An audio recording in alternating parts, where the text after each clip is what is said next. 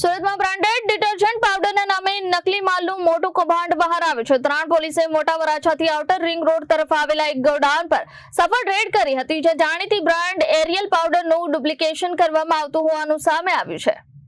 ઉત્તરાયણ પોલીસે મળેલી બાતમીના આધારે મોટા વરાછાથી આઉટર રિંગ રોડ તરફ આવેલા એક ગોડાઉન પર દરોડાની કાર્યવાહી હાથ ધરી હતી। આ તપાસ દરમિયાન ગોડાઉનમાં જાણીતી બ્રાન્ડ એરિયલ ડિટર્જન્ટ પાવડરની નકલી બનાવટ કરવામાં આવતી હોવાનું સામે આવ્યું હતું।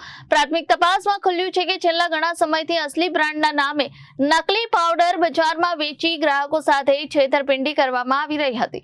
પોલીસ રેડ દરમિયાન ગોડાઉનમાંથી મોટી સંખ્યામાં નકલી પાવડરના ડબ્બા, સ્ટીકરો, પેકિંગ બોક્સ સહિત અન્ય સામગ્રી કબજે કરવામાં આવી હતી।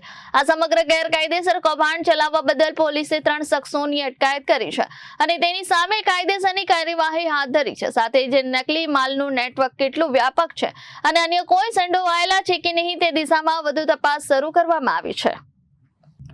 Bureau report, Janadesh news, Surat.